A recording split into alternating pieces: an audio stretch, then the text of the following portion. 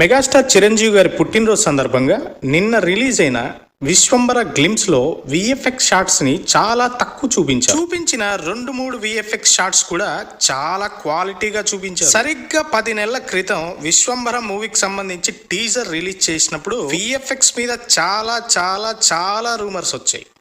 ముఖ్యంగా చిరంజీవి గారు రెక్కల గుర్రం పైన వచ్చే ఈ షాట్ మీద మామూలుగా ట్రోలింగ్ చేయలేదు.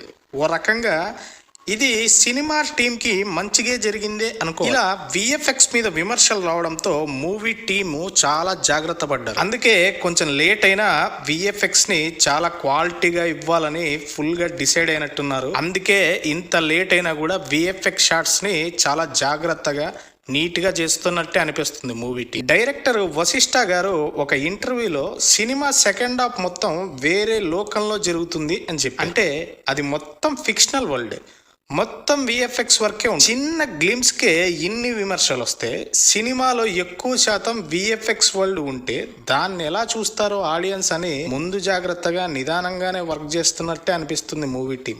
పర్లేదు, లేట్ అయినా పర్లేదు కానీ మంచి కంటెంట్ ఇస్తే మెగాస్టార్ అభిమానులకి పండగ. ఇప్పుడు రిలీజ్ అయిన గ్లిమ్స్ లో చిరంజీవి గారు స్వాగ్ ఐ షాట్స్ తో ఎలివేషన్స్ ఇచ్చారు.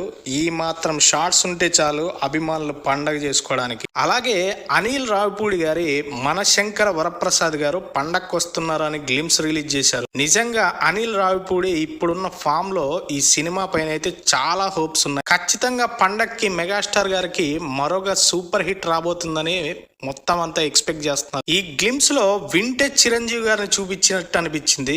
నిజంగా చిరంజీవి గారిని చూస్తుంటే ఒకే ఒక డైలాగ్ గుర్తుకొచ్చింది. మొత్తానికి 2026 సంక్రాంతి మరియు సమ్మర్ సీజన్లు మాత్రం చిరంజీవి గారి మూవీస్ తో మరొక్కసారి తెలుగు సినిమా బాక్స్ ఆఫీసులో బద్దలయ్యేట్టే కనిపిస్తుంది. ఇలాగే ఇంకొన్నేళ్ళు చిరంజీవి గారు అలరించాలని మనస్ఫూర్తిగా కోరుకుంటున్నాను.